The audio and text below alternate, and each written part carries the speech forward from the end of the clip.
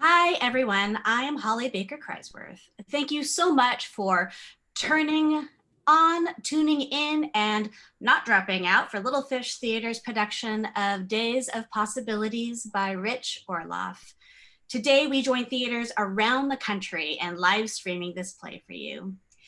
Days of Possibilities explores the journey of one college's response to the Vietnam War and is based on letters and interviews with over 100 alumni of Oberlin College in Ohio. It charts the path from small, polite protests in 1964 to campus-wide activities after the killings of 4 unarmed students by National Guardsmen during a protest at Kent State University on May 4th, 1970. Today marks the 50th anniversary of those killings. So today you're going to hear the true stories of students from Oberlin College, which was near Kent State, including the students who are radical and cautious and conservative and the undecided. You are watching this through Little Fish Theater's virtual stage, which has a large range of free content. The website URL is in the YouTube description below. And if you have any questions, just put them into the live chat feed during the reading, and we'll stick around after and try to answer them after the show. And now I would like to invite our cast to join the feed as we present Rich Orloff's Days of Possibilities.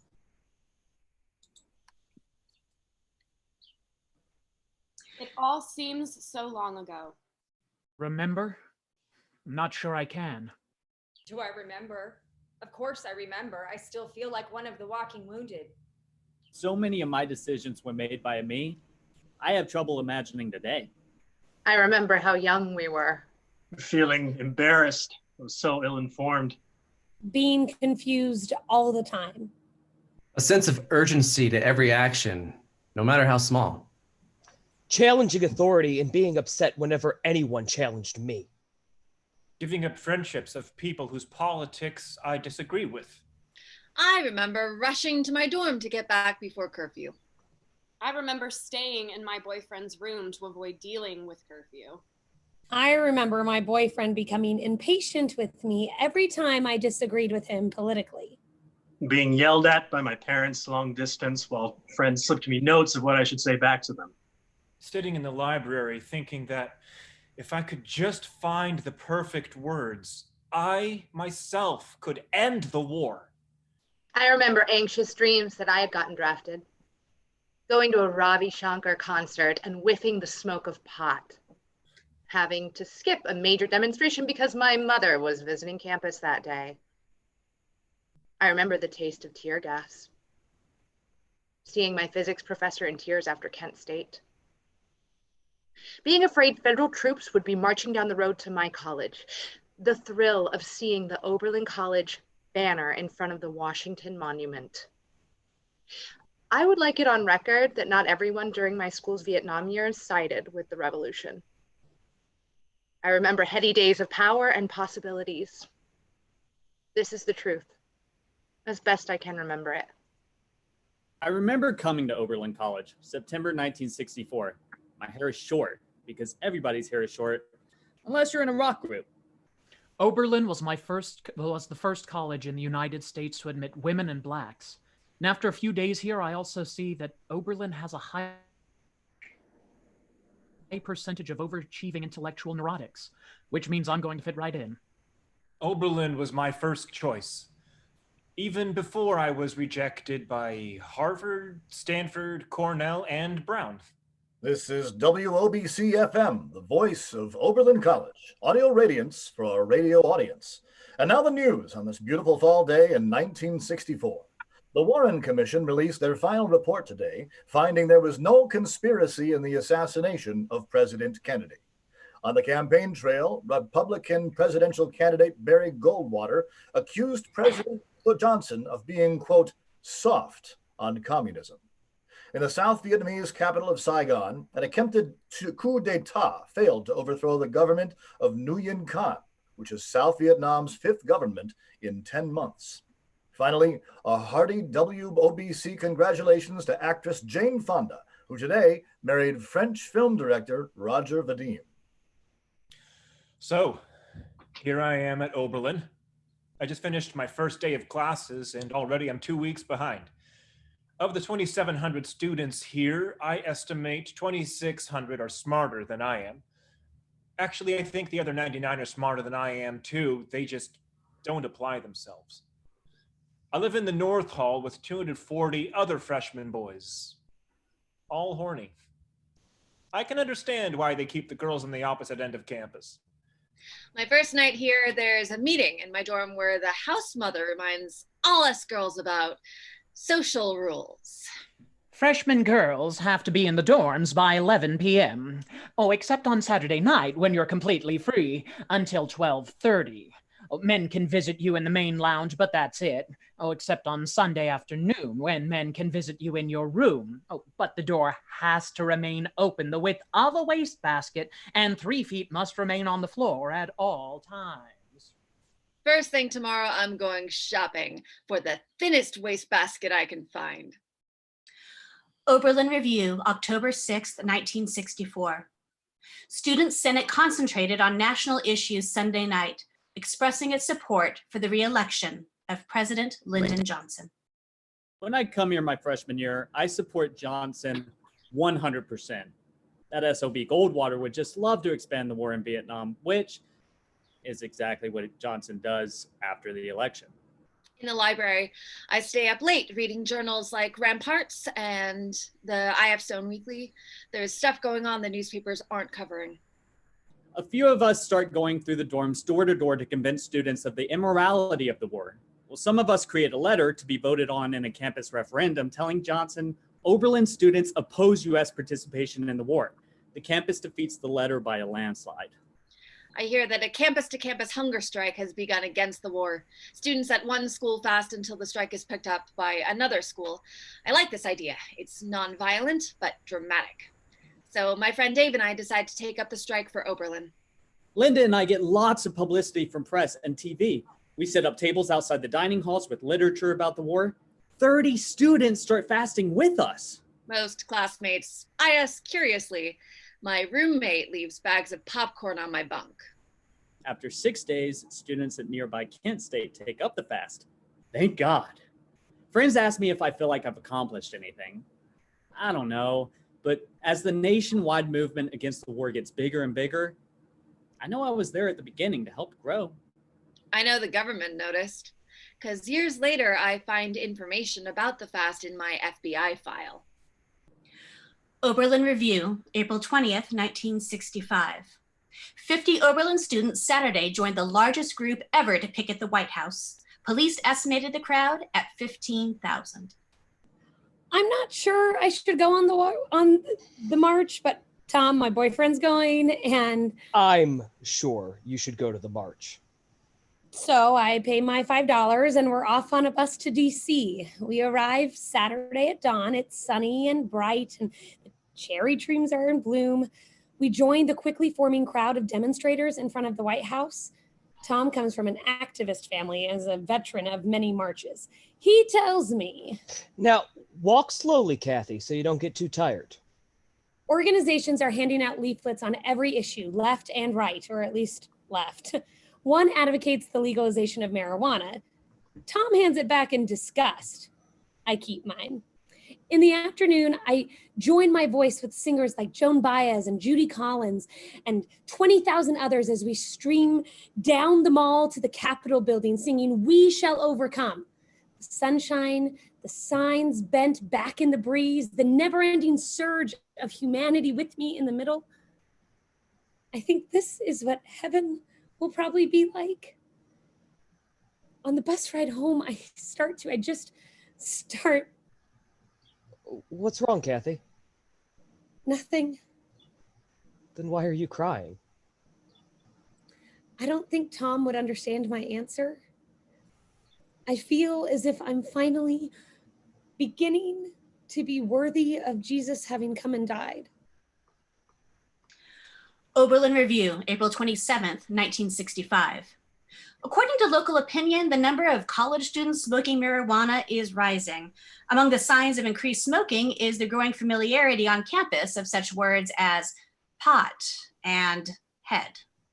2 students said while using marijuana, they listened to music they have never heard before and felt as though they understood exactly what the composer meant to put across.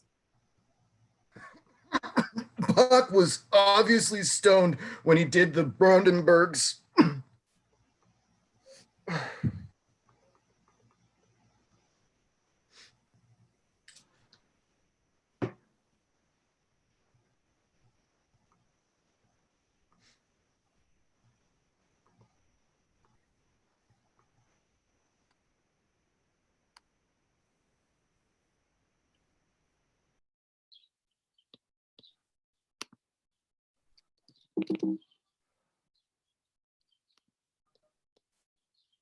WOBC News. President Johnson has ordered 13,000 more troops to the Dominican Republic to join the 7,000 troops already there to stop the civil war that began on April 24th.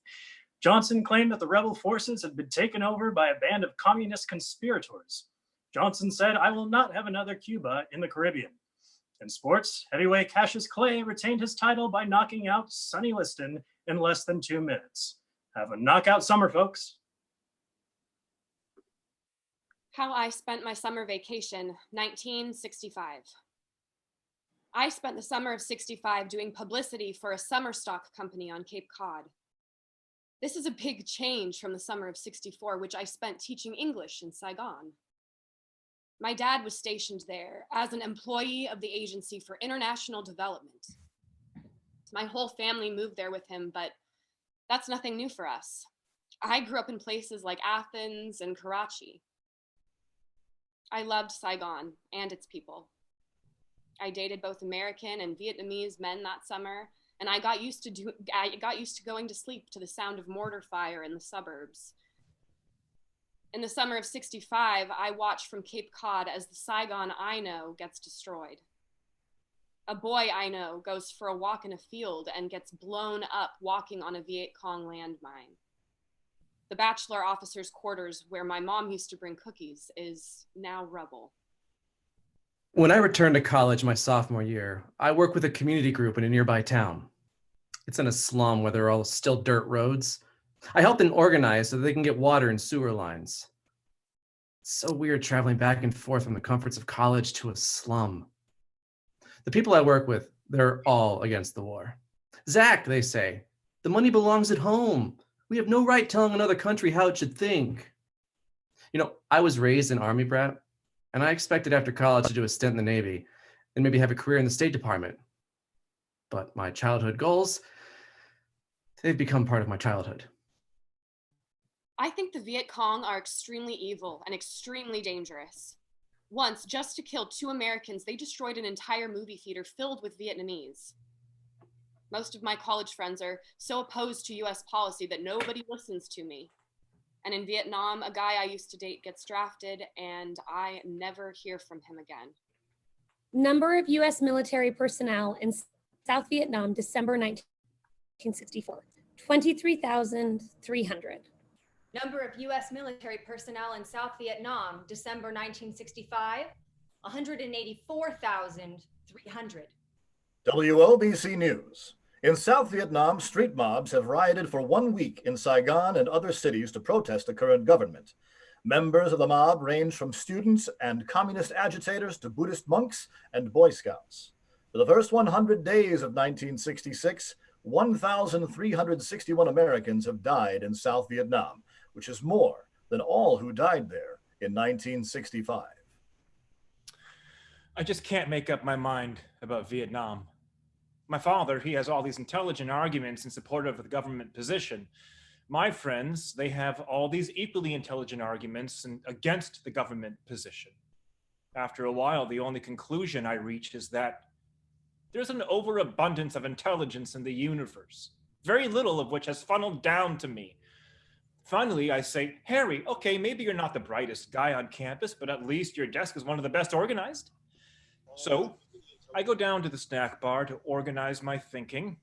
I order a bagel and coffee, and I sit down with a number 2 pencil.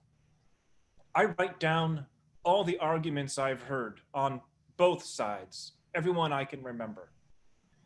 And I just look at them and look at them. How am I ever going to explain this decision to my dad? Number of U.S. troops in South Vietnam, December 1966, 371,000. The college administration would like people to believe that they're neutral on the war, but they're not. Corporate recruiters are stuck at the graduate placement office in the administration building, but the military gets to set up a table right in the middle of the student union lobby. Some of us think that has to be stopped. When an Air Force recruiter comes in February 1967, 30 of us surround him and his display, and we link arms. We're obstructing recruitment and the perpetuation of the war. We let nobody past us. And this totally shocks the recruiter, who remains trapped for over an hour. Finally, he forces his way out. He goes downstairs to the snack bar and tries to set up shop there. So we follow him down, surround him again, and link arms. This really pisses off some jock types. We insist on our right to be recruited. A fight begins until... The college closes the snack bar 11 hours early. Military recruiters have never been in the student union since. Oberlin Review, February 14th, 1967. The College Faculty Council has asked the administration to take, quote, whatever steps are necessary to ensure the rights of students to meet with recruiters. It's important to me to learn how to judge a demonstration as a success or failure. Our demonstration has caused more people to think and talk about the war than ever before. On the other hand, people are arguing about our tactics instead of focusing on the war. That's not what we want. For the next demonstration, those of us who are hardcore activists decide that we need to build up our unity with what we call the soft left. Liberals, pacifists, uninformed, non-ideological people with anti-war impulses. Folks like that. When Navy recruiters visit on May 18th and set up shop in the graduate placement office, we devise a new kind of sit-in. 250 students sit in a checkerboard pattern on the floor. People can get by us, but it takes a little while longer. The tactics of this demonstration offend no one, but we create no new awareness or concern. So what did we really accomplish? When the next demonstration comes, I think we're going to have to get confrontational again. I can't help but notice that almost everybody who shows up at our demonstrations is white. This bothers me. And so Bill and I set up a meeting with 2 of the black leaders on campus. The meeting itself is a sign of how things on campus have changed in a few years. When I started here, the first thing I did was join the Oberlin Committee Against Racism. That's gone now. The whites who are on it are pretty focused against the war. The blacks have formed their own group to fight for more black studies and a black dorm. At the meeting, one guy tells me he thinks we white boys are jerking off, that nothing we do on this campus against the war means shit. The other guy says he's more concerned with the war happening in the inner cities, that there's a war going on in our own backyard. We never do organize any demonstrations together. You know, it's embarrassing, but I have to admit I don't have any black friends on campus. In Tennessee, I do, but not here. WOBC News. Heavyweight boxing champion Muhammad Ali, formerly Cassius Clay, has refused to report for induction into the draft. Ali said, quote, "No Viet Cong has ever called me nigger." Oberlin Review, May 2nd, 1967. At midnight, Sunday, 150 men ushered in May Day with a 2-hour riot. The purpose was to protest several key campus issues. Another possibility was to hold the year's first panty raid. Yeah! The mob then noisily made their way to Talcott's women's dormitory where, responding to the anguished cries of panties, panties, panties, one unknown heroine tossed her red bikini underwear to the anxious crowd below. So there I am, Freshman, retyping my term paper with wider margins so I can stretch it to meet the page requirement. In the next room, a bunch of girls are on beds by the windows, bouncing and giggling at the activity below. Panties, panties, panties. If it means so much to them, why don't they just go downtown and buy a pair? It's so high school, you know, where girls were supposed to be dumb and defenseless and purposefully lose at games to make the boys feel good. Why can't the boys lose at games sometimes to make us feel good? Panties, panties, panties. I can't take this anymore. So I run into the bathroom, fill a bucket with water, climb onto the fire escape, and... Panties! Panties! The jock gets doused with water. Shit! As I climb back inside, I notice some other women here and there who look as ungiggly about the whole thing as I am. We start to talk about all the things that bother us, about the way we're supposed to act. About all the ways we think life should be for men and women. And I get this wonderful, warm feeling, the kind you get when you discover you're not alone.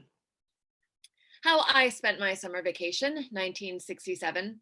In the summer of 67, I live with my sister's family in Chicago and I work as a waitress. I also attend weekly meetings of the Young Socialist Alliance. One night, the speaker is a handsome merchant sailor, an older guy around 30. We strike up a friendship and attend meetings together. I introduce him to all my socialist friends. He's an old-fashioned guy. He insists on picking me up and bringing me home to my sister's house. My sister and her husband, they're both school teachers with the Chicago Public Schools. They like the guy, and I like him too. The next fall, he visits me at Oberlin and meets all my friends there. A week later, I receive a panicked call from my sister. She tells me my sailor friend paid them an unexpected visit. He showed them his credentials as an FBI agent. He threatened that unless I stopped my activities, they could lose their jobs.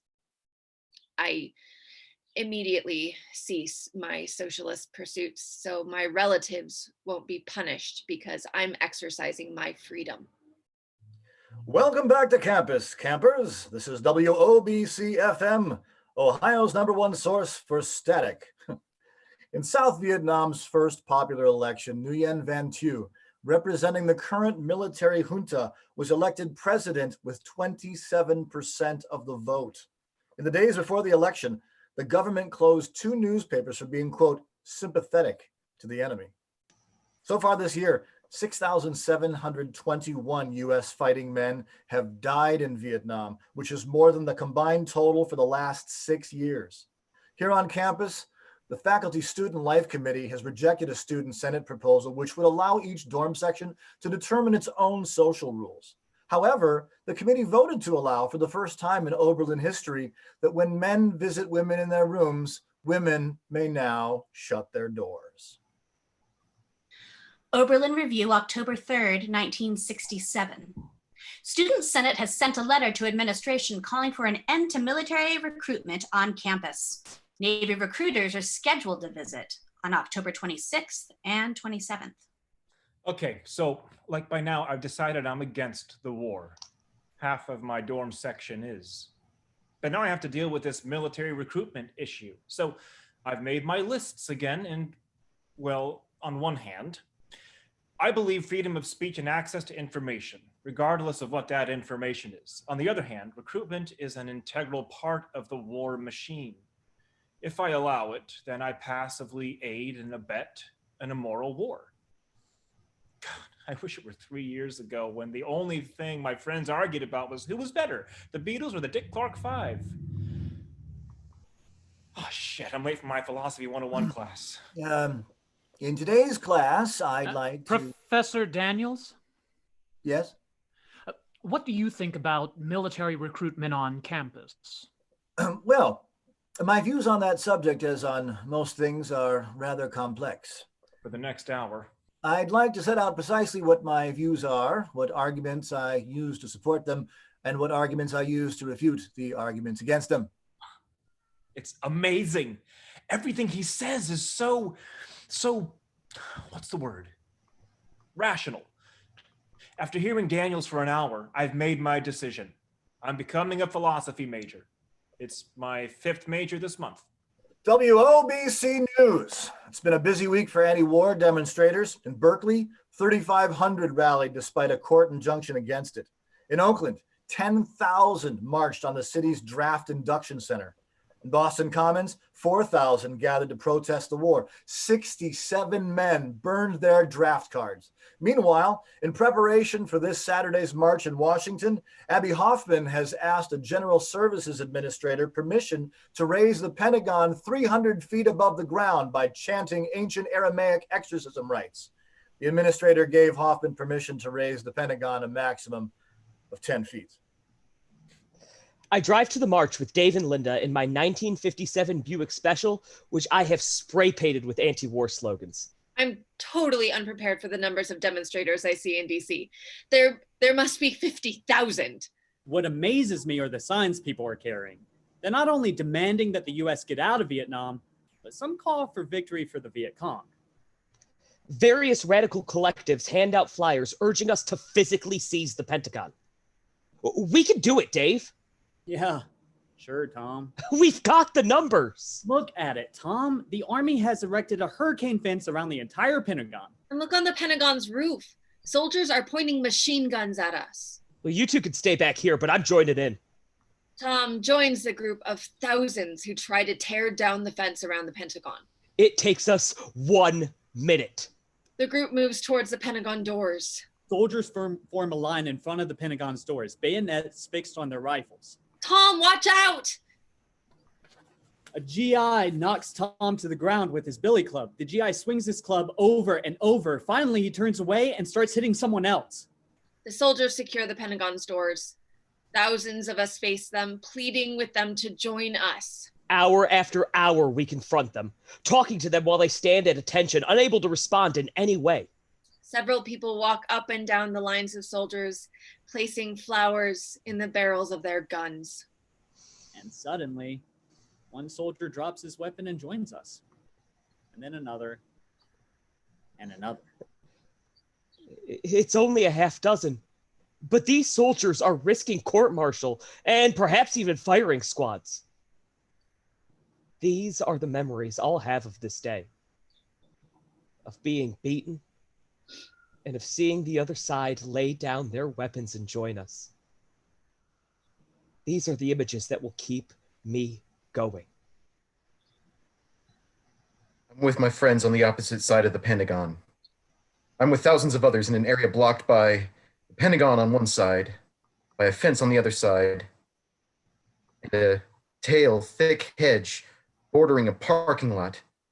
For hours, the demonstration is peaceful, but after night falls and the TV crews goes away, soldiers start charging at us from the street, trapping us inside. People start running and shoving and crashing through the hedge to get to the parking lot. As I look back and see the soldiers running at me, it suddenly hits me. It's my government. I'm the enemy. When I return from seeing friends gassed and clubbed at the Pentagon, when I return to this oasis called college, I ask myself, what am I doing here? Then I ask, what can I do here? Oberlin Review, October 21st. Students could not form a consensus at a meeting last night on what tactics to use against the upcoming visit by Navy recruiters. More meetings are scheduled.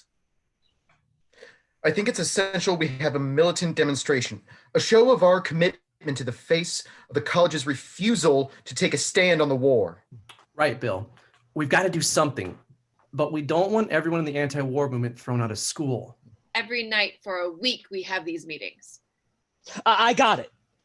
We'll have the demonstration off campus. We go to the streets.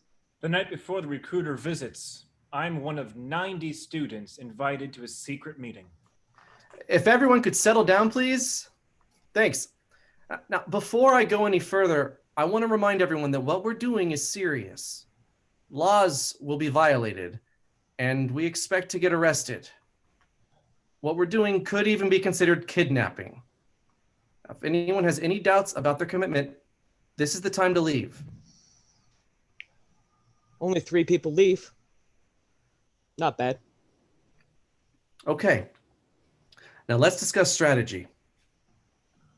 I don't know why I agreed to do this. I'm going to end up with an FBI record. I'll never have the career of my choice when I can figure out what that career is. Harry, phone call.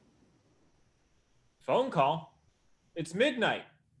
Who would want to call me at... Hello? Oh, hi, Dean Fassman. Nice to hear from you. Meeting? What meeting? Oh, the secret meeting. Yes, I was there. Could you excuse me for a moment? My lava lamp is overheating. He wants to know what we're planning for tomorrow.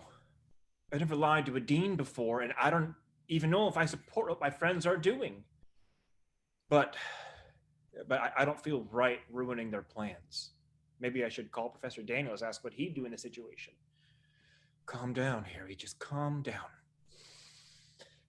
Dean Fassman, I assure you there will be no trouble on campus tomorrow.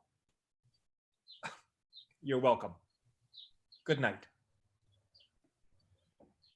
Well, At 6 a.m., I bicycle to the library. I'm wearing a skirt, as skirts are supposed to be more acceptable to townspeople. I'm in the town square with a walkie-talkie. I'm at the truck stop on one end of town.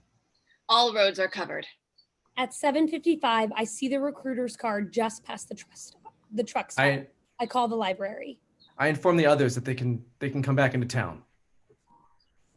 5 minutes later, I look down the road and I can see him. His car is surrounded by our cars and motorcycles. He's right at the edge of the town square. Our cars slow down. He slows down. He's going very slowly now. I walk out into the center of the road right in front of him, and I lay my hands on the front grille and walk back slowly until his car stops. We hop out of our cars. We form a circle. Girls inside, the rest of us join them. We surround the car. We've done it. I tell the Navy recruiter, if you leave town immediately and don't return, we'll let you go. He says he's under orders and he can't go. So we wait. And wait. I'm surprised. There isn't a policeman in sight. It's cold, and I wish I had worn gloves. I get donuts and coffee. We all eat breakfast. We offer donuts and coffee to the recruiters as well. Then we wait. And wait. And wait. Word reaches us that 2 other Navy officers drove into town by a different route and set up shop in the administration building. I feel ridiculous. There must be 80 of us around the car, 500 watching. Some support us, some are against us, and some are here because we're the best show in town. Some look like they'd like to join us, but are too scared. The recruiter keeps busy doing homework for a correspondence course. I think of the classes I'm missing. Wonder if I'll make it to my 2:30 class. I'm beginning to have second thoughts about all of this. Harry! College must be a place where people can have access to information and ideas, even reprehensible ones. I'm leaving the line. We wait some more. Still no police. Someone brings us more food. I offer it to the Navy officer. He refuses. He looks in his late 30s. He's kind of cute. Oh, ick. He has to be let out of the car to relieve himself. We hold a meeting. We hadn't thought about this. It's defeating ourselves if we let him go. It's inhumane to keep someone trapped for so long. Let him use a Coke bottle. He's losing patience. He says we're violating his civil rights, and that if we don't let him go soon, he'll sue us. Let's vote. Let him go? Make him stay. He stays. He starts fumbling with his car key. He starts the car, slams the gas pedal to the floor. We cling onto the car on all sides. He can't see where he's going. His car goes 10 feet and rams into a reporter's car. He missed a friend of mine by inches. We grabbed the back end of the car and lifted up. We put logs under the back tires. He can't move now. And we stuck together. We reform our group. He really pisses me off. Still needs to use the bathroom. Fuck him. People are getting mad. I don't like this. Zack and I have a meeting and decide. We're going to let him go. Why? Bill and I have decided that holding the car is as much a symbol as holding the man. Give me a break. We let him out. We watch him go to a nearby gas station. 5 minutes pass. Slowly. Oh my God. In the distance, a troop of white helmeted state troopers march down the street. Behind the cops are fire trucks. As the firemen hook up their hoses, I imagine the hoses of Birmingham and Selma. They're scared. You can see it in their faces. They don't know what to do. Neither do we. An officer with a megaphone gives us to the count of 3 to disperse. You're bluffing. The officer says, 1. If you want to arrest us, we won't resist. 2. We've discussed this last night. We won't resist arrest. 3. Suddenly, fire hoses turn on us. Tear gas canisters hit the ground. I cover my face. I hold my breath. I can't see. The gas burns my skin. Stick together. I'm scared. Stick together. Tear gas is supposed to make you disperse, but... We stick together. A steaming canister lands half a foot away. I pick it up and toss it back at the police. When they run out of gas, they stop. And we're still together. The air is permeated. Bystander has suffered just as much as we have. Zack! What? What do we do now? Good question. We'll march to the police station and demand them to confront us. When we get to the station, they've locked us out. So what do we do now? We'll have another meeting tonight to discuss what we've done and decide where we'll go from here. I bicycle back to my dorm. Tear gas crystals in my socks start burning through to my skin. I pedal as fast as I can, run to my dorm's bathroom, strip, and shower. I sit in the dorm lounge with my friends. We stare at each other silently through swollen eyes. I hear the bells of the school chapel ring. I have just enough time to make my 2:30 class. I decide not to go. From this moment on, it's clear to me that one day anti-war demonstrators will be killed. I feel like I've just grown up.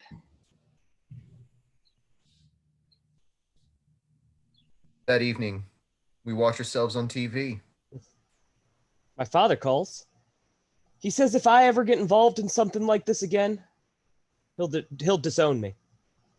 The national president of SDS, Students for a Democratic Society, calls to congratulate me. He offers to send speakers and carloads of supporters for whatever we plan to do next. I tell him we can handle things ourselves. New York Times, October 30th, 1967. In response to recent developments, Oberlin College canceled classes today to present an all-campus think-in to discuss the problems of the war and anti-war protesting. Although attendance was voluntary, 2,000 of the school's 2,700 students attended. Oberlin Review, February 27th, 1968. 26 students have pleaded no contest after being arrested for disorderly conduct in connection with last October's surrounding of a Navy recruiter's car. Judge D.R. Goldthorpe told the students, "Well, you have the option of paying a $50 fine, spending 10 nights in the Oberlin jail, or doing 20 hours of public service." One of the students asked, Is it okay if I spend my 20 hours working for the presidential peace candidate, Senator Eugene McCarthy? The judge considered the request. Inappropriate. Not all of us who were arrested pled no contest. I have a plea of not guilty. I retain a progressive ACLU lawyer from Cleveland who agrees with my modest request to raise at my trial the constitutionality of the war in Vietnam. I think the other side hears about this because on the eve of my trial, my case is dismissed. Oh, and 20 years later, I became executive director of the Alliance for Justice. A week after the Navy recruiter incident, my father is assigned to Vietnam. While he's there, my stepmother throws me out of the family. You see, the FBI had begun asking our neighbors about me, and that sort of flips her out. Besides her daughter, my stepsister, she just turned 13. And my stepmom doesn't want her influenced by me. I read about my alma mater's Navy recruiter demonstrations in Stars and Stripes while serving as an Army helicopter pilot in Vietnam. I was drafted shortly after dropping out of Oberlin in '64. I didn't want to remain a private, so I volunteered to attend officer candidate school and flight school. By the time I complete these courses, I'm a first lieutenant on orders to a full-blown war. I don't like the war, but I do believe in our system of government. So if our elected representatives decide this is necessary, then I'm no better than the other thousands of troops sent over, and I have to do my best. My friends and I are involved in many projects to help the Vietnamese in agriculture, medicine, and construction. But as hard as we work, the Viet Cong and North Vietnamese work even harder to destroy any progress we make. While our side works hard to destroy any progress they make. The more I get to know the Vietnamese, the more I see how desperately they want to be free. But from whom? It's a quagmire, and I don't see any winners. I graduate in the spring of '68, and I immediately get my draft notice. I moved to Boston, because in the Midwest, you can get 5 years for draft evasion. In Massachusetts, only 2. Oberlin Review, April 5th, 1968.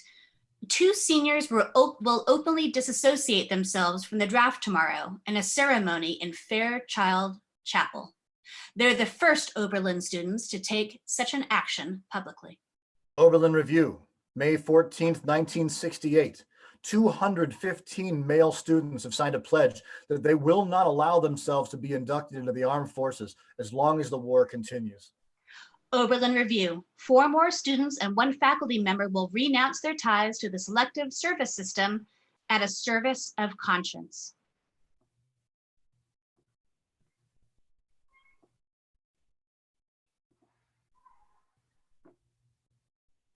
"215 male students have signed a pledge that they will not allow themselves to be inducted into the armed forces as long as the war continues."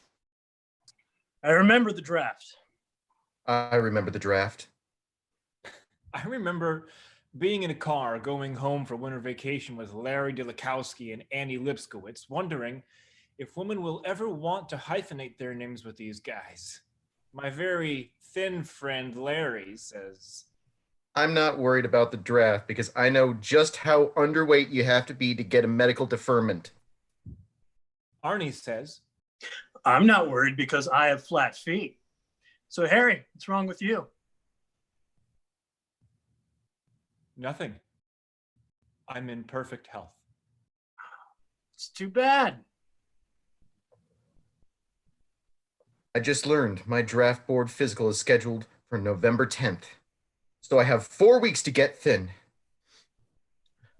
On October 15th, I'm 140 pounds. A week later, I'm down to 131. A week later, I'm 126.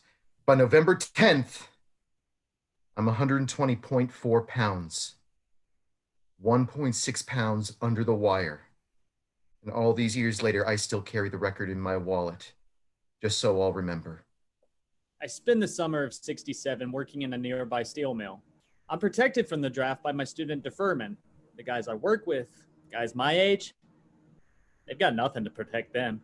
As the summer wears on, they're called up one by one. If you're not in college, the draft's a plague. Sooner or later, I'll get you. It'll get you. I feel guilty about that, but I don't know what to do about it. So I live with the guilt. For a long time, I think about applying for conscientious objector status. One night I'm studying at the lib when this working class looking guy walks in. He asked me where my student union is. Then he asks me what percentage of the student body is Jewish. Then he asks what percentage of the student body is Black. I ask him why he's asking. He tells me he wants to start up a campus chapter of the American Nazi Party. I tell him that many of my best friends and my girlfriend are Jewish. He starts to walk away, but just before he leaves, he says, "You know, if I ever get in power, I'll send your girlfriend to the gas chamber." Fury rises up inside me like I've never felt before. If you ever get in power, watch out for me, because I'll put a bullet in your head. As I hear myself say those words, I realize I can't be a conscientious objector. Yes, I could kill if I think it's in defense of the human race. When the government decides to end student deferments and institute a draft lottery, the first lottery is televised. I watch it in a dorm lounge with other students. As each date comes off the bingo hopper, there are sighs of relief, murmurs of anxiety, and sometimes horrified screams. Nobody says much. We just keep watching as our futures are decided by a bingo hopper on TV. When I finally decide to turn in my draft card, it feels like the most major decision I'll make in my life. My friends are very supportive. So are my parents, God bless them. 3 others decide to join me in the ceremonies of Fairchild Chapel. I'm surprised how many people have shown up. Friends, political associates, even some faculty members I would have never expected to have seen. I'm not by nature a public speaker. I don't even raise my hand in class much, so I read from a paper what I plan to say. This is part of it. Jail is not the greatest place in the world, but it is a viable alternative to going to a place where I'm forced to kill people I don't consider the enemy. I not only break this law, I pledge to work the rest of my life, if necessary, to get rid of it. It's up to us to make sure that the changes that happen in the world are the changes we feel must happen. I'm tried and convicted on draft evasion charges. I finally win on appeal. Only then do I allow myself to feel the fear about how close I came to serving time. After I finish Oberlin in 66, I'm feeling pretty desperate about what to do with my life. So I apply for the Peace Corps. After months of not hearing from them, I enlist in the Army. By the time I receive my Peace Corps acceptance, I'm already halfway through officer candidate school.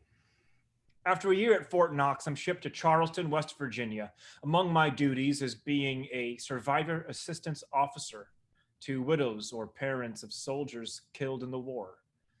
It's my job to bring the messages that their husband or son has died. I'm the one who tells them of benefits eligible to survivors. I'm the one who arranges for military honors at the burial. I want to help, and I want to comfort, and sometimes I wish I had been the one killed.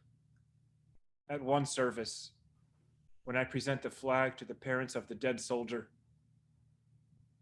Is this all those rich sons of bitches in Washington are giving us for our son's life? I spend 68 and 69 burying young men. I bury my grief in alcohol, and I keep burying myself in alcohol for another 12 years. Some of my buddies are still buried that way. Oberlin Review, April 23rd, 1968. Over 100 students gathered last night for a symbolic funeral of their senior class. A coffin representing all the male students was lowered into the southwest corner of Town Square. Following the burial, female students planted flowers. June 1968. There are now over 500,000 US troops in Vietnam. Thank you, everyone. We are going to take a short 5-minute break, and then we'll be back with Act 2, which takes us into the late 60s and beyond. We'll see you in 5 minutes.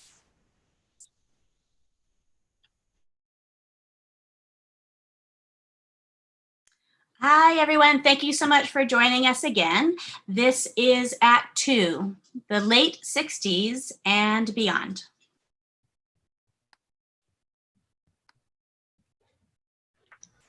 Fall, 1968. I am still reeling from the events of the last 6 months.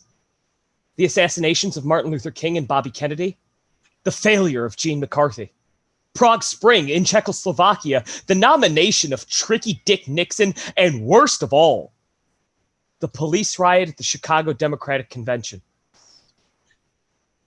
I feel a sense of gloom spreading over me and my friends. The pigs are winning. Dear Bob, believe it or not, your cousin survived high school and is now in college. I chose Oberlin because 1, I can continue my voice lessons while getting a good liberal arts education, and 2, it's as far away from home as my folks would let me go. I think I've arrived smack in the middle of the revolution. A lot of big campus activists graduated last year. The ones left, well, they're a different breed. Everybody shouts. Everybody is angry. At least those are the people you notice first. I like living in South Hall, Oberlin's first co-ed dorm. Mostly it feels like I'm living with 60 older brothers. Thank God the men and women have separate bathrooms. All in all, I like this place. Although I do wonder why I'm here. My mom says it's so I'll become well-educated, so I can raise well-educated children. I don't think that will inspire me to pull all-nighters. I think about you every time that I watch the news. Be careful, okay? Don't volunteer for anything but R&R. Love, Amy. Those of us in Student Senate are working hard this year to bring reforms in the areas of student housing and student rights. We also vote once to having a closed meeting so half the senators can share a joint. The left now controls the Senate, partially because we miscount ballots in favor of our candidates. I help, even though this practice cost me a Senate seat 2 years ago when I wasn't considered radical enough for my colleagues. Since then, I've moved to the left, but then who hasn't? I haven't. I think what's happening on campus is disgusting. I walk on North Campus and see a path marked Ho Chi Minh Trail. The other day, students hung the Viet Cong flag from the balcony of the school's chapel. I'm no hawk, but on the other side, they're not exactly Boy Scouts, you know. Are people too simplistic to grasp that maybe both sides are wrong? As one of the 1% at Oberlin who supports the war, I've learned to keep my views to myself. I'm sick of being castigated for supporting what others call an immoral war. I'm a good student, and I think I have something to offer this place, but, well, I'm pretty lonely.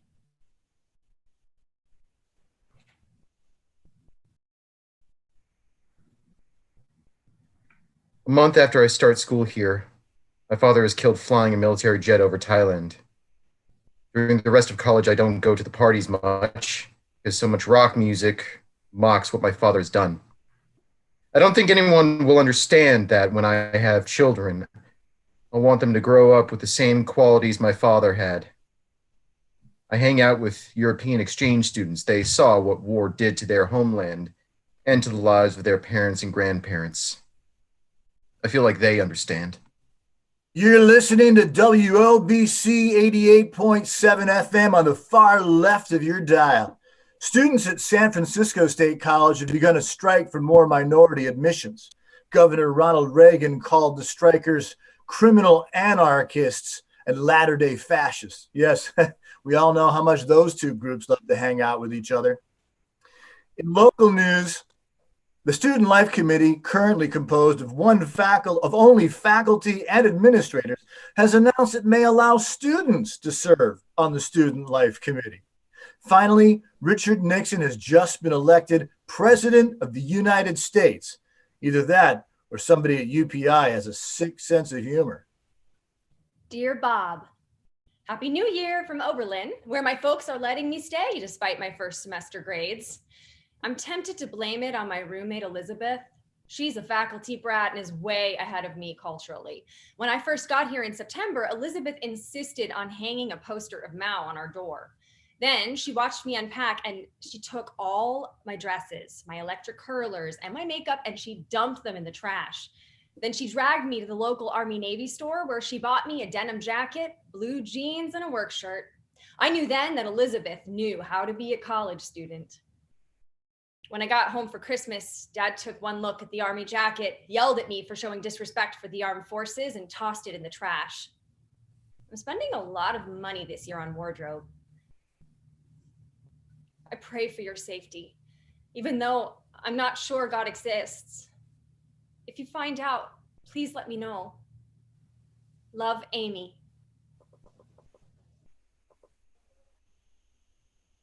Oberlin Review, January 24th, 1969. More than 100 Oberlin students have gone to DC to join thousands protesting President Nixon's inauguration. I wasn't planning to go to the counter inauguration because it's the same weekend as the Paul Butterfield concert in Cleveland. My pal Isaac, who's in charge of the trip, he's just decided to drop out of school. Now I consider dropping out of school a noble thing to do. So when he says, Jeffrey, you have to help us out, well, I have to say yes. Now, I've been to a lot of marches, but this is the first time fellow demonstrators leave in the morning wearing helmets and carrying clubs. The SDS plan is to push through the police lines and stop the inaugural parade. Now, I don't have a helmet or carry a club. I march behind those people. I'll admit it, I don't have the guts. We never get to the parade. The police start gassing us, so we run. As we're running, we start smashing store windows. Our point is, no business as usual. Now, I don't smash any windows, but for me to run next to someone smashing windows, I see that as the first step towards me gaining the ability to do machine gun battle with the Army. That's my goal now. I want to be able to win an armed conflict with the United States government because I no longer believe in this government or the powers that support it. WOBC News. Here's the roundup of what's been happening on campuses this week. At Berkeley, 100 police clashed with thousands of demonstrators supporting the demands of the Third World Liberation Front. Cops were pelted with rocks, bottles, and firebombs. They fought back with mace, clubbing 4 students and arresting 24. At Eastern Michigan University, 200 students attempted but failed to seize their administration building. There were 12 arrests. At Roosevelt University in Chicago, students invaded the president's office and ripped out phones in a demonstration seeking amnesty for fellow radicals. And at the University of Wisconsin, students called off an 11-day strike, which began with 7,000 students, but was reduced to 300 after bayonet-wielding National Guard were called onto campus. And that's 1 week of campus life, February 1969. Oberlin Review, February 11th, 1969. About 250 students met last night to discuss what to do when Marine recruiters visit on February 20th. This time, we do a tight synod again, with 50 of us packed tightly in the front of the graduate placement office and another 200 people picketing for us in support. The Marines show up and they can't get in.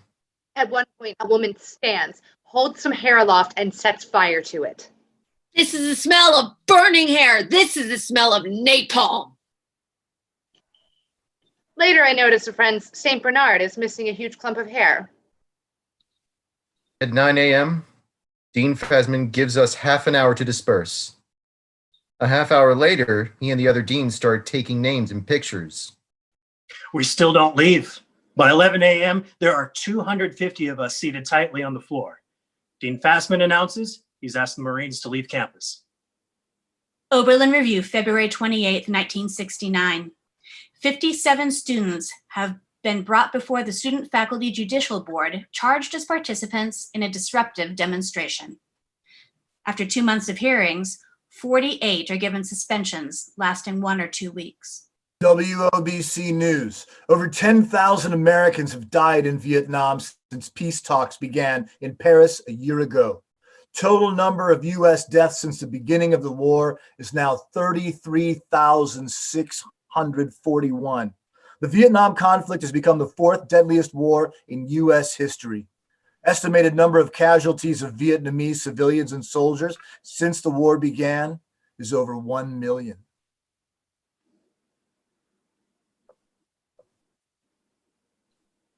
Dear Bob, thanks for the photograph you sent me. It gave me the inspiration I needed. Last week, I went to a meeting of the Oberlin Resistance, a draft counseling group. I wasn't sure what I could do to help, but then Elizabeth let them know I could type 125 words per minute. I'm now the designated typist for the movement. I know, although my folks wouldn't understand, you would. I'm placing your photo over the Mao poster. I love how you scribbled a peace symbol on your helmet. Love and peace, Amy. Oberlin Review, April 11th, 1969. 150 students have begun living in the student union to protest the suspension without trial of 3 students who disrupted classes yesterday with guerrilla theater. Organizer of the theatrics was SDS President Jeffrey Linzer. Now, if I had known I was going to get suspended, I wouldn't have done it. I don't believe in being arrested. I think it's impractical. Last year, when we surrounded the Navy recruiter car and someone suggested we go down to City Hall and turn ourselves in, I said, fuck this, not me. But I've always been political, even radical. So were my parents. We were the first family in our DC suburb to sell our home to a black family. Kids I've known all my life call me nigger lover for that. By the time I get to college, I've decided liberalism is not my friend. Vietnam is a natural result of our society's corrupt values. We need another revolution. This view takes me out of the mainstream of college politics, but who wants to be in the mainstream? The mainstream works for McCarthy in the 68 primaries, and they get fucked over in Chicago. Chicago. Downtown, I see army jeeps with barbed wire grills in front of them for crowd control. Friends get beaten for standing in the wrong place. This isn't a difference of opinion here. It's a fight, a nasty fight over who's in charge. And they're willing to hurt us. A lot of them want to hurt us. When I return to Oberlin, I help organize a counter orientation. We get over 100 freshmen and 40 join SDS, which is bigger than all of SDS the year before. I want to have a disciplined, centralized organization that will democratically arrive at decisions and carry them out without dissension. That doesn't go over too big. As the semester wears on, interest in SDS wears thin, but that's okay, because as the semester starts, I get into a rock and roll band and I get my first college girlfriend. Mina. Mina is beautiful. Never thought she'd go for me, but she comes to counter orientation, and I find out she came because she was interested in me. She saw me give a speech once, and she liked how I did it. First of all, I want to make it clear I didn't go to counter orientation because I was attracted to Jeffrey. I went because I wanted to fight to create a more just world. But yeah, I did find Jeffrey fascinating intellectually. You don't meet many people who think the Constitution's a bourgeois document. So Jeffrey and I became a couple. And soon I find that a lot of his thoughts are now my thoughts. Mina officially moves into my dorm room. We study, I play a mean harmonica, and I even make the dean's list. Life is good. Jeffrey uses the same 5 books on Marxism for every single paper. He writes a brilliant Marxist appreciation of Moby Dick. After the counter inauguration in DC, I'm revved up again politically, determined to rebuild SDS at Oberlin. I make speeches all over the place. I know most people don't want to hear what I say, but I keep haranguing them anyway. If I can get 1 in 20 to agree with me, that's the one I'm after. When I'm in my room, when I'm alone in my room, I just lie on the bed and shake. I never cry or anything. I just shake. I don't know why. I just shake. Midterms are coming. And for the first time, I'm not prepared. I haven't cracked a book all semester. I break out in hives, and I keep making speeches. When it's announced that Peace Corps recruiters are coming to campus, well, everyone knows the CIA has infiltrated them by now. I want to take an unexpected, exciting action. So, Jeffrey, I, and 2 friends get the idea to do this 30-second skit. We plan to dress up as Latin revolutionaries and barge into the classroom saying, "We don't want the Peace Corps in our country because they work for the CIA. We don't need your toothpaste. Peace Corps out of the third world now."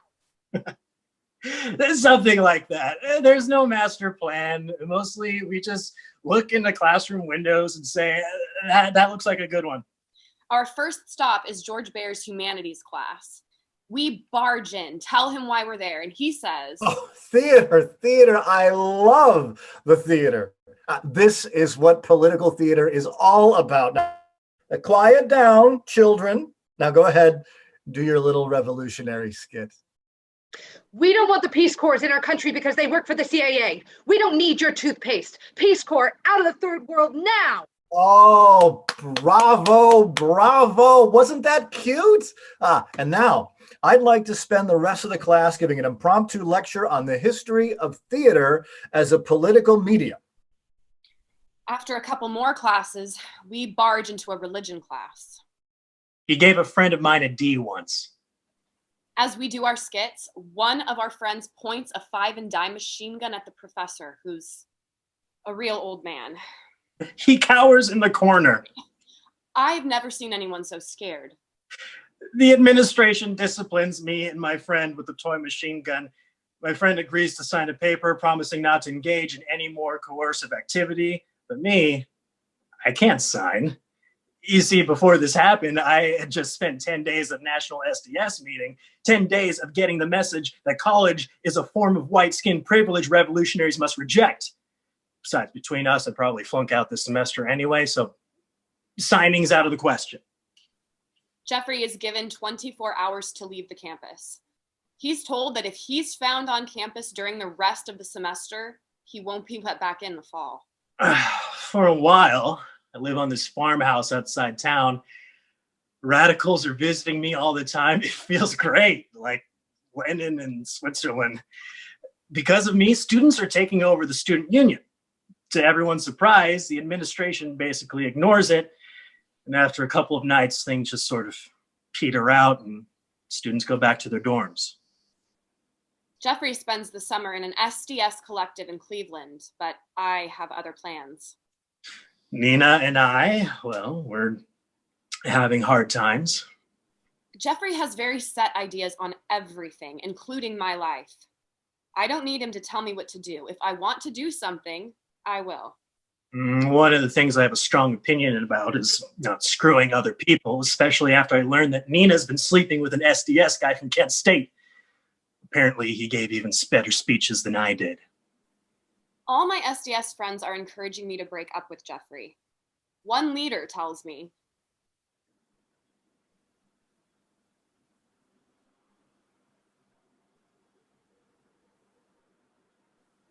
Jeffrey is too intellectual and cautious.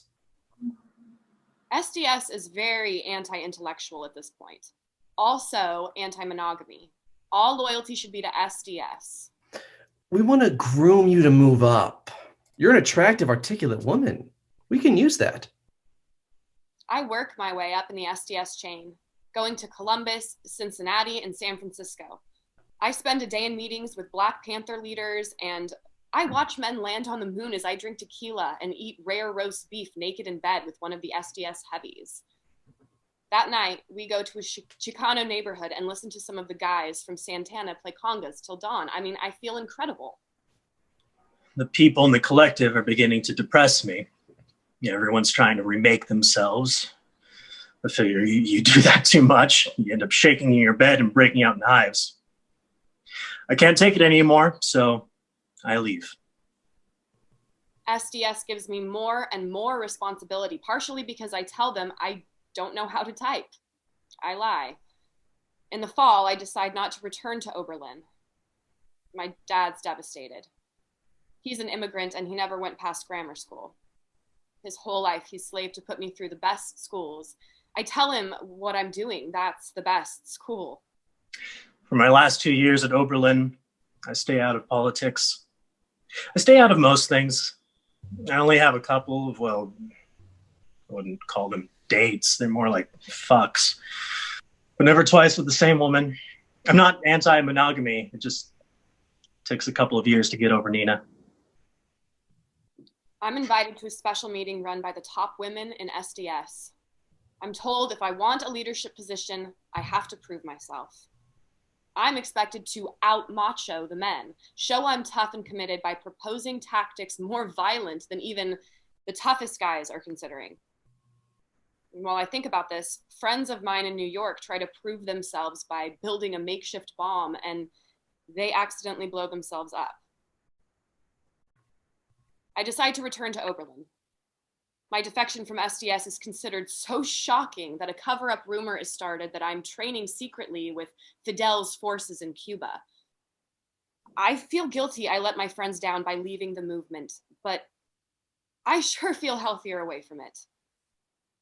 I bury myself in work and I graduate with honors. Most of my friends, well, they were older, so they're not around anymore. SDS at Oberlin just sort of dies. Me, I go to classes and I hang out, watch TV, and I become a ghost. Oberlin Review, May 16th, 1969. 4 Marine Corps recruiters began student interviews in the placement office this morning. Outside the office were 75 protesting students and an equal number of reporters. It was the first time in 4 years that military recruiters have not met with substantial student opposition. Dear Bob, how I spent my summer vacation, 1969. I decided to live in Greenwich Village. Dad was so shocked, he almost drove up from DC to drag me home. I got a job, I got my ears pierced, and I met a guy, a bright, sensitive guy, a bit neurotic, but decent. Turns out he goes to Oberlin. When the semester began, I started unofficially living with Dan in his dorm room. Fortunately, his roommate is living with a woman in another dorm. Her roommate's gay and is living with another woman down the hall. Although I still hope that Nixon gets caught in a 6-foot blender, I'm glad he's announced he's bringing 25,000 troops home. Please be part of the next batch brought home. Love, Amy. Oberlin Review, October 3rd, 1969. Without taking an institutional stand, the College Faculty Council has adopted a resolution urging faculty members to suspend classes on October 15th as part of National Vietnam Moratorium Day. For one day, colleges and cities across the country decide to stop business as usual to protest the war. It's not just a student movement anymore.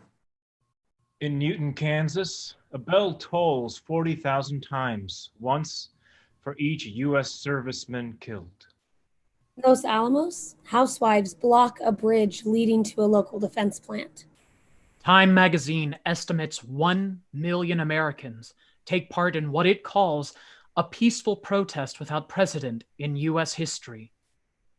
As one of the local coordinators of the October moratorium, I helped set up a series of events. We planned demonstrations at a local draft board, a teach-in, a fast, and a silent noon vigil in the town square.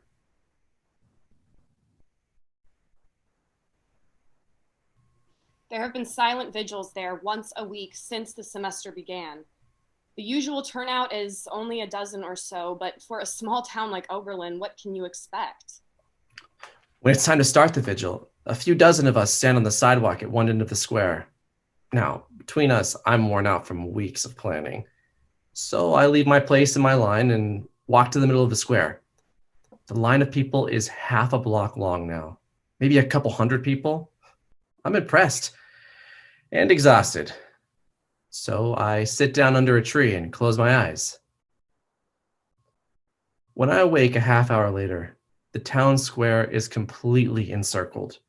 There are over 1,000 people, each of them standing silently, bearing witness. The vigils never make the national media. No outsiders ever see us except for a few cars who drive by. But for me, this is the best protest. Oberlin Review, November 18th. 400 Oberlin students joined 400,000 people in Washington, D.C. on November 15th for the largest anti-war rally in U.S. history. I couldn't decide whether or not I should go. All my friends went, but I had this big history exam. I'm a history major this week, so I decided to stay on campus and study. But then I got so depressed I couldn't study. So now all my friends have these great memories of DC, and all I have is a C- on my midterm. I wanted to go to DC, but I have a job in food service, and I can't afford the time off. Between studying and earning enough money to stay in this place, I get into big arguments with people about whether or not activism is a luxury. I want to do something, but when? Dear Bob, I just got back from the March on Washington. I wish you could have been there. I flashed the peace sign to one of the National Guardsmen, and he gave me the peace sign back. When I got back, I learned that my folks had called while I was away and found out I had demonstrated. They were beyond rage. Mom yelled over the phone that by going to DC, I might have well as pulled the trigger on you. I told her that if we don't stop this war, more people like you will die. I am so pissed off that you're dead, Bob. I blame everyone. WOBC News. Demonstrators at the University of California at Santa Barbara rampaged for a second night, pelting police cars with rocks, smashing store windows, and burning a local branch of the Bank of America to the ground. Some demonstrators yelled, "Death to corporations." Black students at the Women's College Mount Holyoke took over 5 buildings this morning and said they would give their reasons for it later. I've just become a member of the new Oberlin Commission on the Status of Women. My first job is to plan a march for women's rights on May 1st. All right, May Day. Panties, panties, panties. I'm sorry, but there hasn't been a panty raid in 3 years. Students today have no respect for tradition. Our march starts at the south end of campus. By the time we march 2 blocks, hundreds of people have joined us. People are chanting slogans about Nixon and Kissinger and Vietnam. What does this have to do with women's issues? Nixon went on TV this evening. He's moving troops into Cambodia. He's bombing Cambodia. He's widening the war. I look out my dorm window and I see a parade of students sweeping the campus. I've never demonstrated before, but this time I have to. Me too. Stop the war. Stop the war. Stop the war. Stop the war. On May 3rd, I stay up all night to write a paper for cultural anthropology. This paper really has to be good because although I've ended up with an interdisciplinary major combining religion, chemistry, and government, I know now that what I really want to do is go to grad school in anthropology, although my dad's pushing me to go to law school and he has some very intelligent reasons. So I work all through the night. And in the morning, I arrive late for class, hand in the paper, almost start snoozing in the lecture, grab some food, stagger back to the dorm, and fall sound asleep. When I wake up that night around 7:30, nobody's around the dorm. I wander outside and still see almost no one. As I wander through campus, I finally hear some shouting and cheering coming from the school chapel. I run there and see every square inch of it filled with students. It's the evening of May 4, 1970. WOBC Bulletin. At Kent State University, National Guardsmen have fired without warning directly into a crowd of unarmed demonstrators, killing 4 students and wounding 10 others. At this moment, students have crowded into Finney Chapel to decide whether or not to strike. Just as we're about to vote, Dean Fosman enters and... The administration has declared tomorrow a day of mourning. All classes will be suspended. The administration will meet tomorrow with faculty and student leaders to discuss whether college classes should continue for the final 2 weeks of the semester or if the college should be shut down. Shut it down! Shut it down! Shut it down! Shut it down! I was there. One of my friends was killed today. We have to be serious because they're serious.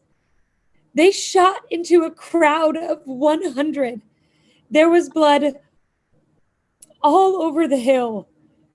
If you're going to shut it down, do it without violence. Because the leaders of this country have no qualms about using it. We have to care if we're going to change the world. It finally hits me. There's a war zone 60 miles from me. WOBC News. In response to the killing at Kent State, 441 universities and colleges across the country have either shut down or curtailed classes. There is, in effect, a nationwide student strike. At Oberlin, the faculty votes to give students the option to continue classes or not. This ends most classes, but nobody leaves. The campus is more active than ever. I helped form a group called People to People to start communicating about the anti-war movement with Oberlin's townspeople. I help organize students to attend demonstrations in Columbus and Washington. Every day, I attend the Liberation School. It's a series of lectures and discussions by faculty on such subjects as the history of Vietnam, student revolts in Paris, 1968, the history of guerrilla warfare, art as politics, police and mass demonstrations, blacks and the war, legal aspects of the war, economic aspects of the war, Western religions and the war, Eastern religions and the war. American cheese and the war, Swiss cheese and the war. Shut up! The Liberation School provides the best lectures I have ever heard. Subjects that have always seemed dead to me suddenly come alive. Professors that have always seemed dead to me suddenly come alive. So what? You go to a couple of classes, you feel like you're doing something relevant, but what does it mean? It means... I don't know what it means. Do any of you think that another march on Washington or another door-to-door campaign or another silent vigil is going to accomplish anything? People have been protesting for years now, and our soldiers and the Vietnamese are still dying every day. So what do you suggest we do? Nothing? What do you suggest I do? Engage in some activity I know is useless just so I can relieve my liberal guilt? How dare you criticize people just because you don't have the courage to do anything? Oh, get off your high horse. You get off on what you're doing and you know it. Look, I'm doing my best to contribute to the world. Can you say the same for yourself? Hey, I think the war stinks as much as any of you. But until you can prove to me that any of this makes a difference, that the world will really be better off because you've made another poster or you've attended another rally. Damn it, there are no guarantees. Maybe the war won't end soon. I don't know where all this will lead, but damn it, there's something terribly wrong going on here. And I refuse to act like I didn't notice or I didn't care, because I do care. You can accuse me of self-indulgence and sloppy thinking and probably a dozen other things, but the two things you can't accuse me of are not caring and not acting on my beliefs. Come on, we've got work to do. If you ask me, I bet the administration is pretty pleased there's a strike. Now they won't have to deal with troublesome students confronting them. So knowing my protest has the college's seal of approval, I go to DC, where I attend a few rallies and I smoke a lot of pot. Oh, it sure beats doing term papers. I pour myself into people-to-people campaign. I set up canvassing routes for students and organize coffee caches in living rooms and churches. I'm inspired to see people talking and listening, to see professors join in and try to convince people of the immorality of the war. I finally work up the nerve to give my first speech, a gathering in the basement of a Methodist church in a nearby town. I think I'm doing pretty good until a lady asks, Is it true that all Oberlin students are communists? I tried to talk to a lady at the golf course. She tells me that if those children had behaved, they'd still be living. I expect a lot of hostility, but I find almost everyone is willing to listen. I'm sure many of these people support the war effort, but when we talk, I'm touched by how sad people seem. They care about the dying just like I do. When I go to DC for the rally, I stay with friends at my folks' house. When my father sees our black armbands with the Ohio Coalition's O in the center, he says, "That will make a great target, Amy." My dad designs weapons for the military. One of the few times I ever visited him at work, I saw a sketch of something that looked like a shrub. Underneath it was the word twig.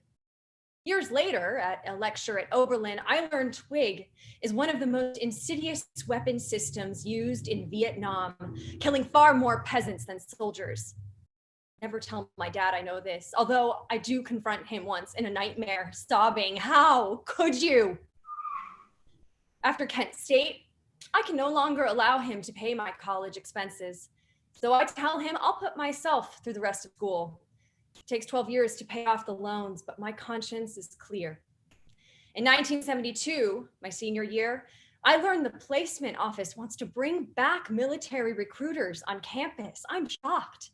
Nobody's organizing any opposition. So now it's my turn. I start talking with friends, submitting articles to the review, posting flyers, doing what I can to mobilize awareness and support. Finally, I meet with the new college president.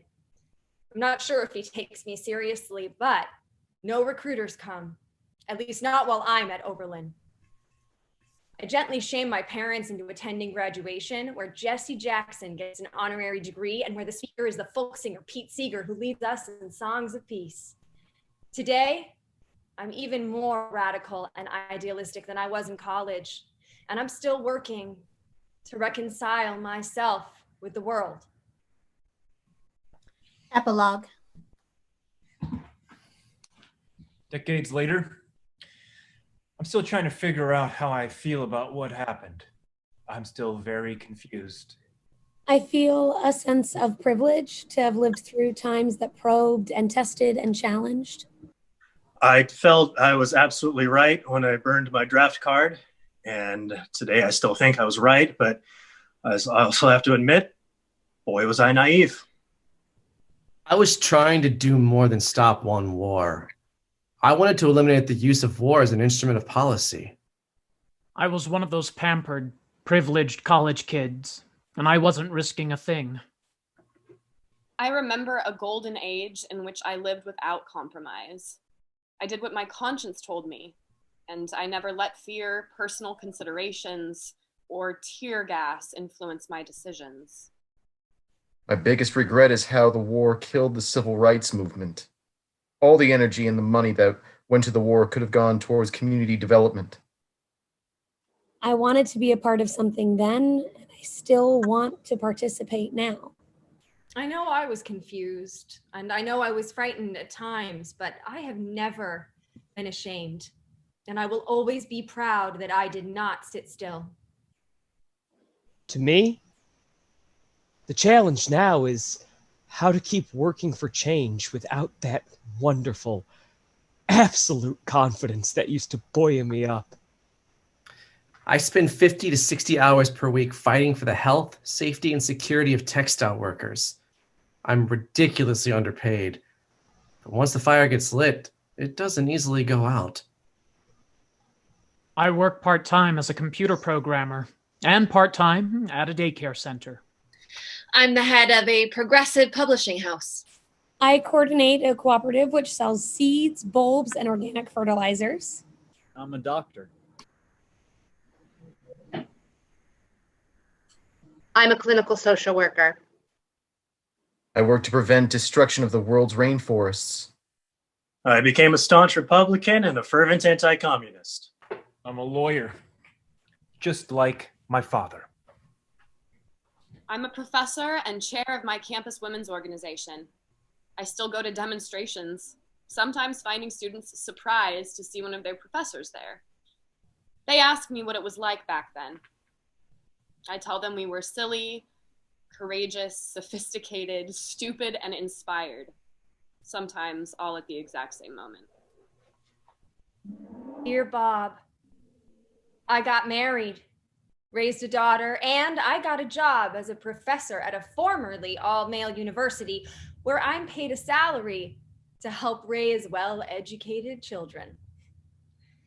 2 of my students are children of Vietnamese refugees. Every time I look at them, I'm reminded that Vietnam is still happening. The issues are still happening, whether it's Kent State 1970 or who knows what tomorrow. The struggle hasn't ended. It goes on and on. And blackout. That's the end of Days of Possibilities, but we are still going to hold on and take any questions. It takes a little bit for us to catch up with you guys watching or vice versa. Also, just a little reminder, there should be a link somewhere in the YouTube where it says if you feel like donating to artists, you can do that, but don't feel any obligation. Let's everybody, go ahead. So Holly, I texted you some questions from the audience. Yeah, my computer died, so. Is that what happened? So I had to come over to Bill. So why don't you guys talk and I'll go get my phone. All right, great. So to all the actors here, the first question is about how difficult it is to feel connected to each other through Zoom, or you know, if that's not really affected, because a lot of these are kind of monologues and like vignettes and stuff, and how we all feel about that. Take it away, anybody. Let me say this real quick. You know what's missing is eye contact. Mm-hmm. When I'm staring at, okay, so on my computer monitor right now, my little window is in the top right corner. Just to my left is Olivia, but me looking to the left of the middle of the screen doesn't show Olivia that I'm making eye contact with her. So when we, when we're passing something on to each other, or if the actors are having a dialogue, one of those things that's just inherent with theater actors is that we make eye contact with each other to share that moment, and also to give visual cues like it's your turn to talk now. That's especially difficult when we're doing a reading of a script and we don't have the lines memorized. It's also difficult for us to make eye contact with you, the audience, because right now I'm staring into my camera on the laptop, but in order to read my next line, I got to go down like this. And so I'm cheating a little bit. That's really, really difficult. And, you know, as somebody who's not primarily a film actor, who is 99.9% stage and live performance, that's a big stepping stone for me, that's for sure. And to go off of what Bill just said as well, I think talking about that eye contact, for me, it's also having those moments with the fellow actors where you're not talking, where like you could be reacting with each other to what's going on. And, you know, if we're all on stage together, we could be having these moments, these silent moments between each other throughout the script that are, you know, very literally impossible in this kind of setup. Yeah, and that actually kind of goes into the next question, which is how long did we prepare for this? You know, because we, which basically the answer to that is we met twice to talk through some of the moments here. But you know what? Maybe Holly can speak more to it. But you know, picking up on what Greg was saying, you know, those moments are tell the story just as much as the dialogue does in terms of the arcs of these characters. So it becomes kind of interesting to sort of try to build those stories virtually. Yeah, you're right. We got it. We met twice. I've worked with almost all the actors here or seen them perform, and so I knew that we could probably pull it off without over rehearsing it. It's really hard to rehearse something when it's just your shoulders and up. But the script was so good, and I think so relevant, and obviously so timely, that I knew that it was something that we had to do. And luckily, our playwright, Rich Orloff, sent it to me with enough time to get us prepared for this. And I also want to thank Daniel for putting together all the tech aspects of this that made it work. Yeah, of course. So I think that kind of went into the question of, there's another one of how many rehearsals and did we do it online or live? We did the rehearsals through Zoom. We didn't do it live on YouTube, but we did it Zoom together. And now the next question is about how difficult it was to connect. I mean, Bill spoke to that. I spoke to that. Greg did as well. To connect with your actors with the reading virtually is the question. How difficult was that? And was that more challenging than being in person? I think, yes, it is more challenging. Is the short I do think it helps how many of us have worked with each other before, and the fact that, as it was noted earlier, that the script, most of it is direct address or individuals speaking as opposed to full-on scenes. Even the things that are exchanges between people are more kind of front, and so it doesn't rely on connection the same way that another script might. So that was helpful. But yeah, I do think that it helps how many of us have worked together, that there is a pre-existing connection between all of us, even if it's much harder than if we were actually in a room together. You definitely get to know each other's rhythms being on stage together. And so you know when someone is taking a dramatic pause rather than just like losing their place in the script. Or forgetting that they had their microphone on mute. Yeah. I did that too. Guilty. And that's the other thing. Several of these. Yeah. And the most difficult. The next question is about the most difficult part of performing like this. I think it's that bridge that is there. You know, like we have the conceit where we try to speak directly to the camera, and we had a lot of conversations about, you know, making sure that when you're talking, doing your piece, that you're here, but like Bill was talking about, your eyes have to drift to your text so you can actually serve the script and say the words. So it's a challenge in that way. I don't know. Does anybody else have any other? I would say, just as far as you get cues physically from people when you're on stage together, and not having that is so hard to I mean, we can walk out of frame, we can lean back, but it's kind of hard to relate to somebody in the scenes of these together, not just the monologues, where you want to have a more emotional connection. So that's the challenge of doing it all just in facial expressions. Yeah. And also like periphery, like, because you're acting mostly with your ears. Your response is trusting that your scene partner is doing, you know, what they're doing, and it's within the intention of the scene, but you can't see them. I mean, you're looking in the lens, or you're looking at your script, and you can peripheral see them, but it's all ears. Also, you can see yourself, which is odd. Yeah. Acting in front of the mirror, so having to ignore your own image and criticize yourself is difficult. I also think like we lose the physicality, like the power of the physicality in this script in particular, like when they're linking arms and like being together and like fighting, and like we tried to do some of the lines overlapping and that was a mess. So I think that like we missed that power that comes from being together. And I think the challenges too, because I 100% agree with Jessica on something that we talked about, especially in the last rehearsal we had, is because we can't do it physically, we have to do it vocally. You know, and you kind of end up having to make up for it that way in telling the story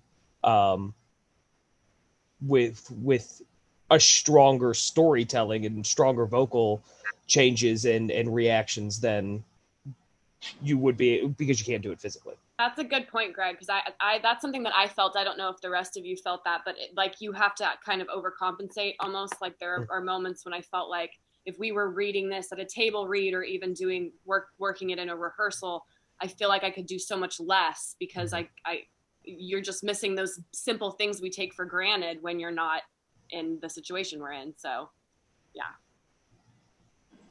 The last question, Daniel. Yeah, the last question is about how this play relates to the time we're in now, and did we have any struggle building those parallels? No, I mean no. No. But that's it all rings. Also asking the times, like 60s, like how was it connecting to that time? I think is to that era, yeah. Well, definitely the protests draw a very close link to what's going on now and then. Yeah. We had a comment here from one of our viewers that says she was a senior in high school in 69 and 70 in Northern California, and that this was very real for her. Oh, wow. Her experience of all this. So. I grew up in Ohio, and I took college classes at the University of Akron, which was a 20-minute drive away from Kent State University. The first Friday in May was host to a huge party. Basically, it was the last day of college classes. It became a campus-wide holiday that we called May Day, which is, many celebrations happen like that at college campuses all over the United States. But while the entire campus in Akron, Ohio, reeked of booze and burning couches, 20 minutes away, if the May Day happened to fall on May the 4th, which it did my freshman year in 1996, May 4th was like Orthodox Christians celebrate Good Friday. At Kent State University, to that day, and at the time that was 26 years after the shooting, students were encouraged to participate by not using electricity, not playing their radios, not necessarily being out on campus or engaged in any kind of celebratory or social activity. To this day, and it was largely, if I recall correctly, a choice that really the student body upheld and continued to observe. Hopefully my friend Dave is still tuned in. I have a dear friend that I've known for about 25 years named Dave White. Hi, Dave. He was a college student just after, I believe he said he graduated Kent State University in '81. The memory of the shootings there was still very, very fresh in the memory of the student body, the legacy students, the faculty who taught there. He said just this morning, he posted on Facebook that while other people are all posting Star Wars memes and saying, "May the 4th be with you," he said that to this day, he cannot joke on this day because May the 4th to him will always be a reminder of that fateful day when the government took things a step too far and a peaceful protest turned violent at the hands of the National Guard. In many areas of the country, and for those people who are old enough to remember, and for those people who've studied history and learn and remember for them, it's still a very, very meaningful day, and what an honor it is to be commemorating that on the 50th anniversary. My mom was at Berkeley. I think she started in 69 or 70. So pretty close to after this, or around this. And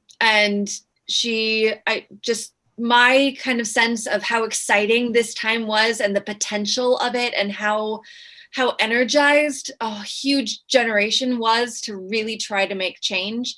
And then feeling I went to every single protest that I could find for Afghanistan and Iraq and the Women's March. And I believe in protests, and my mom has been so supportive with also this sense of the gravity of it and what can actually happen and how it can be very, very dangerous. I mean, she was on campus with helicopters circling around all the time, and how awful it is to get tear gassed. And it's always been it left a big impression on me.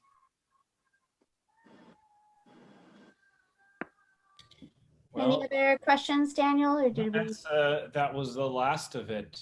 All right. Yeah. If I may, I'd like to give a shout out, just a thank you to Rich Orloff for writing this very brave script and for meeting with so many people that he interviewed to source all this material. Olivia brought up the fact that many of us had worked together before. As a matter of fact, Olivia, yeah, Ryan, and Danny Tennant, who played Pat today, and myself were all in another production of one of Rich's scripts called Domestic Tranquility, which and that was in 2016. So the five of us have collaborated on one of Rich's scripts before, and he's become a good friend of Little Fish Theater. We're only missing my parents. I know. We have 2/3 of the cast of the director. Yeah. That was a very different show. Yeah. But thank you, Rich, for letting us do the honor of performing this script. We really appreciate it. And there was one final question never mind. It just got Suzanne just answered it on the YouTube stream. Okay. Okay. Thank you so much, everybody, for joining us. And thank you, Rich, for writing this beautiful play. And thank you, Little Fish, for making this happen. Thanks, everyone. Thanks, everybody. Stay safe.